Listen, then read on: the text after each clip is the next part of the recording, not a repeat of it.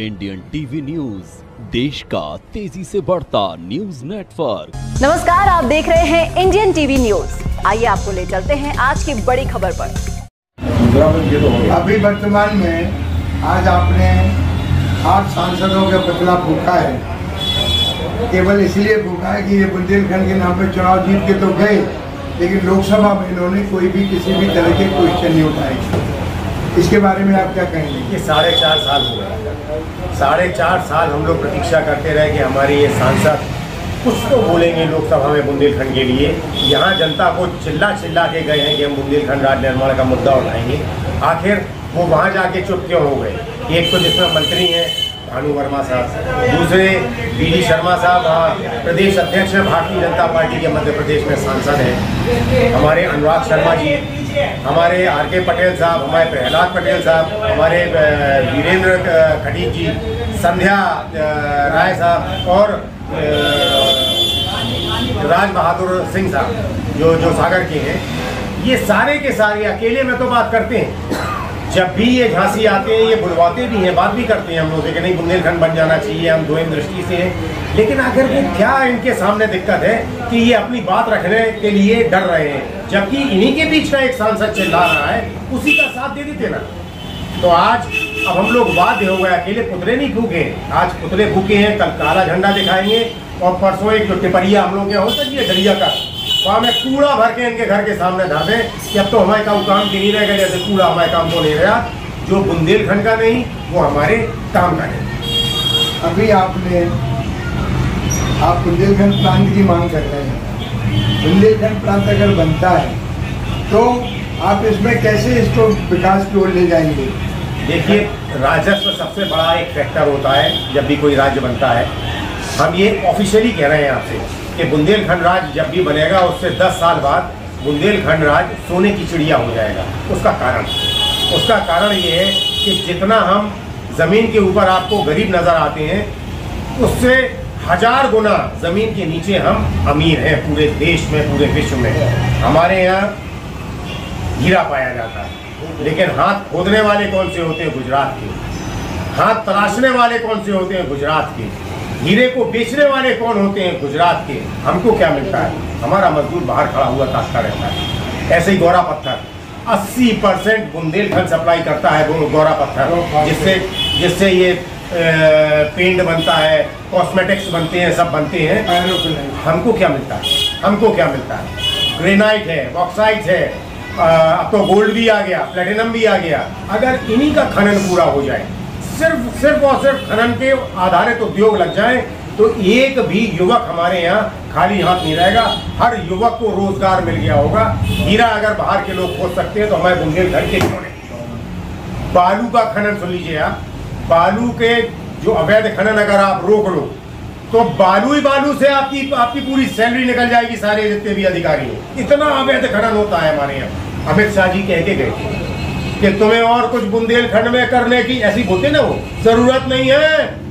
अगर बुंदेलखंड राज्य में अवैध खनन रोक दो तो हर बुंदेली को एक मारुति कार मिल जाएगी, एक मारुति कार। अरे भैया, एक मारुति कार मिलवा बता दो भैया, दद्दा अमित शाह साहब, जो आपने बुंदेली को दे दी हो कि देख बड़ो झूठ बोल के, कि देख बरगला के, कि देख वादा खिलाफी करके आप कैसे चले गए। शर्म नहीं आ रही आपको? बिल्कुल भी। सीधी सी बात है, आप भी अवैध खनन में संलिप्त हो, इसलिए मारुति कार नहीं आई। अगर आप संलिप्त नहीं होते तो हमको मारुति कार मिल चुकी होती है। अब दूसरा तो सुनो, आपका जो खनिज है उसी खनिज पे उद्योग आप हो ही लगा दो। जो गौरा पत्थर हमारे जैसे जा रहा हो, गौरा पत्थर को पीसने को, जाको पेस्ट बनाने को, जाके कलर बनाने को, जाको क्रीम पाउडर ये सब बनाने का ही लगा दो ना आप उद्योग। लाखों लोग बच्चों को रोजगार मिल जाएगा। क्या जरूरत है? हीरा खोदने के आप हाथ हमें दे दो। जो आप ये झांसी से बुंदेलखंड से जो आप ग्रेनाइट ले जा रहे हो, इसकी स्लैब्स यहाँ बनने दो। नहीं करोगे आप, क्योंकि आपके लिए एक बड़ा चारागाह है बुंदेलखंड। आप आते हो, चढ़ते हो, चले जाते हो, और हम और सब लोग बुंदेली देख के खड़े होते देखते रह जाते हैं। ये तो हुई एक बात। अब आप अकेले हमें बुंदेलखंड ये हटा दिए, हमने खनिज नहीं है, आप ये मान लीजिए हमने खनिज है ही नहीं। आप हमें बुंदेलखंड को पर्यटन का दर्जा दे दो, पर्यटन उद्योग का दर्जा दे दो। हम सोने की चिड़िया बन जाएंगे। जैसे ही हम वहाँ से घुसते हैं दिल्ली से, सबसे पहले 108 जैन मंदिर नजर आते हैं पहाड़ी पर बने हुए अविकसित। अगर आप सोनागिर को विकसित कर दें तो वहाँ करोड़ों का राजस्व, करोड़ अरबों का राजस्व आपको वहीं से प्राप्त हो जाए। आप थोड़ा सा और आगे आइए, दतिया और कामाख्या पीठ, दो बड़ी तांत्रिक पीठ है। कामाख्या बिक रही है, कामाख्या जाने के लिए भीड़ लगी रहती है। दतिया अविकसित। 7 बड़े सूर्य मंदिर हैं जिसमें 2 बुंदेलखंड में है, एक महोबा में, एक बालाजी में। हमारे सूर्य मंदिर शांत डले हैं और कोणार्क बिक रहा है। कोणार्क आप जाइए, वहाँ बिक रहा है कोणार्क के दर्शन करने में करोड़ों अरबों रुपया लग जाए। अब आप आइए, पूरे देश में आप होली खेलते हो, पूरे देश में होली खेलते हो। होलिका हिरण्यकश्यप की राजधानी एरछ थी। होलिका हमारी झांसी जनपद की थी, झांसी जनपद से होली शुरू हुई है। अविकसित होते तो जाने की सड़कें भी नहीं है। एक छोटी सी मूर्ति रखी है, एक बच्चा को ले बैठी वही है, बस जोड़िए होते को विकास। बाकी ऊपर एक पहाड़ी पर एक चबूतरा सा बना है, वहाँ में लिखो ऐसे प्रहलाद को फेंको को तो कछु नहीं होते। राजा राम सरकार पूरे देश का एक मंदिर है जिसे राजा राम के रूप में, राम राजा के रूप में विराजे हुए हैं, जहाँ गार्ड ऑफ ऑनर 4 बार उन्हें दिया जाता है, जहाँ राजा के रूप में उनकी प्रस्तुति होती है। ओरछा अविकसित। आप कालिंजर चले आओ, अविकसित। अलाउद्दीन की नगरी अविकसित। ललितपुर, जहाँ हिंदुज्म, जहाँ जैनिज्म और जहाँ अब बुद्धिज्म भी आ गया, उसको तो स्वर्ग हो जाना चाहिए अभी तक पर्यटन का। सबसे ज्यादा डैम है, 9 डैम, 7 थे 9 हो गए। अविकसित पानी। अब आप देखो तो क्या स्थिति हो रही है हमारी। आप उद्योग का सिर्फ दर्जा दे दो, आप जानते हो उद्योग का दर्जा देने से क्या होता है साहब? होटल बनेंगे, सड़कें बनेंगी, एक पंचर बनाने वाले को काम मिलेगा, पेट्रोल वालों को काम मिलेगा, जो धोते हैं कपड़े उनको काम मिलेगा, कारपेंटर को काम मिलेगा, हजारों लाखों लोगों को काम मिल जाएगा। लेकिन आप ऐसा नहीं करोगे तो ये हो गया आपका पर्यटन। अब आप और हटे आओ, हम कंठ तक डूबे हैं पानी में। हमारा दुर्भाग्य देखिए, 12 नदियों का पानी हमको मिलता है और 64 बांध हमारी बुंदेलखंड की सरजमी पे बने हैं, 11 बन रहे हैं। उसके बाद हम प्यासे हैं और हमारा किसान ऊपर देखता है कब पानी बरसे, कब किसी बोए। इससे ज्यादा दुर्भाग्य और क्या हो सकता है कि नहरें तो आपने बना दी, उसका पक्कीकरण नहीं कर पाया आप, जबकि पूरा पैसा दिया था सरदार जी जब मनमोहन सिंह जी थे, इसकी लाइनिंग कर दी जाए, खा लिया गया, ढकार दिया गया, आखिर तक पानी ही नहीं पहुंच पाता है। गूल नहीं बनाई गई। आपके ललितपुर में तो गूल बनी थी, उस पत्थर की बनी थी, जिस पत्थर को ऐसे छोड़ दो वहां से तो नीचे छाड़ हो जाता है, ऐसे पत्थर की गूल बनाई गई थी। क्यों नहीं हो रही उस पर इंक्वायरी? पानी में अखंड पानी है हमारे पास, इतने तक डूबे हैं हम लोग। लेकिन दुर्भाग्य ये है कि हमारे यहाँ उचित प्रबंधन नहीं है। अब आप बिजली पर आप सिर्फ और सिर्फ पारिशा, सिर्फ पारिशा में 1140 मेगावाट विद्युत बनती है। ये अखंड बुंदेलखंड के लिए 24 घंटे के लिए पर्याप्त है। इससे ज़्यादा हमें विद्युत नहीं चाहिए। इसके अलावा पनबिजली, इसके अलावा सौर ऊर्जा, इसके अलावा जो बजाज का लग गया, इसके अलावा बरेठी में 3624 मेगावाट का विद्युत केंद्र बन रहा है। हम विद्युत बेच के अपनी इकोनॉमी पूरी कर लेंगे, हमें किसी चीज़ की ज़रूरत ही नहीं पड़ेगी। लेकिन हो क्या रहा है हमारे साथ कि जितनी भी सरकारें किसी भी दल की आती हो, वो जब बुंदेलखंड आके देखती हैं और उन्हें मालूम पड़ता है कि यार यहाँ का आदमी बहुत सीधा है, इसको तो चारागाह के रूप में हम प्रस्तुत करके जितना लूटते बने। भोपाल वाले जाके अरेरा कॉलोनी में अपनी कॉलोनी बना लेते हैं और यहाँ जाके वो गोमती नगर में अपने फ्लैट बना लेते हैं। हमको क्या मिलता है? हमारे लोगों को क्या प्राप्त हो रहा है अब तक? हमको 500 मेगावाट विद्युत फ्री मिल रही है भारत सरकार से 2010 से।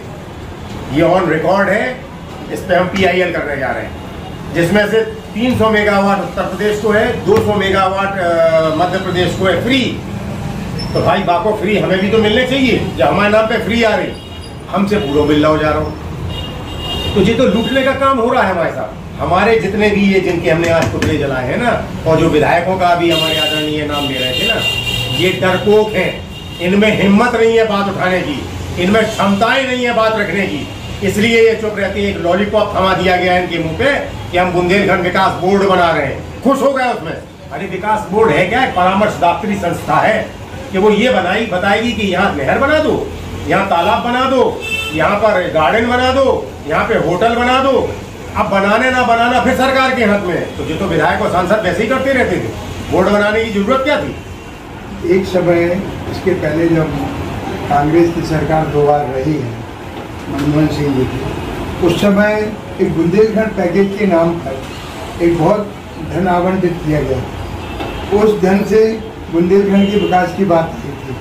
आप कहाँ तक सहमत हैं कि उस धन का सदुपयोग हुआ या दुरुपयोग हुआ? उसको सदुपयोग और दुरुपयोग ये तो शब्द ही नहीं बोलिए, आप तो सीधा बोलिए वो लूट लिया गया। उस धन के साथ बलात्कार कर दिया गया। किया क्या गया है कि 7,466 करोड़ एक आए थे और 200 करोड़ रुपए पेयजल के लिए आए थे। कुल मिला के इतना पैसा आपको पैकेज के रूप में मिला था। 11 विभागों के अंतर्गत वो पैसा खर्च होना था। 11 विभागों ने, उत्तर प्रदेश और मध्य प्रदेश ने उसमें 5% पैसा खर्च किया होगा, बाकी पूरा लूटा। इसके खिलाफ मध्य प्रदेश में आज भी हाईकोर्ट में PIL डरी हुई है। उत्तर प्रदेश में हमने अनेक बार प्रयास किया कि भाई एक संयुक्त संसदीय कमेटी की टीम आप भेज दीजिए, लेकिन वो दिक्कत क्या थी, कमजोर सरकार थी। उसमें उस समय सापा की यहाँ पर सरकार हुआ करती थी। उनने कहा 64 विधायक सांसद अपने वापस ले लें अगर आपने ज़्यादा इंक्वायरी कराई। अभी चुप हो गए। दिक्कत थी उन लोगों के सामने, डरे हुए थे वो लोग। इसलिए वो पैसा लुटता रहा। ऊपर वाले की इतनी सी मेहरबानी हुई कि वो जब ये वाली सरकार आई तब वो लगभग 60% पैसा खर्च हुआ था, 40% अब वो सरकार सीधे बैठा कर गई। वो पैसा फिर इन्हें भेजा ही नहीं। 60% तो भेज दिया गया था जिसमें लूट हो गई, 40% पैसा तो सीधा ये सरकारी ने अपना JRE की कर दी। उन्होंने वो पेमेंट ही रोक दिया। अगर वो पैसा आ जाता तो और लग जाता तो बुंदेलखंड की दिशा और दशा समझ जाती।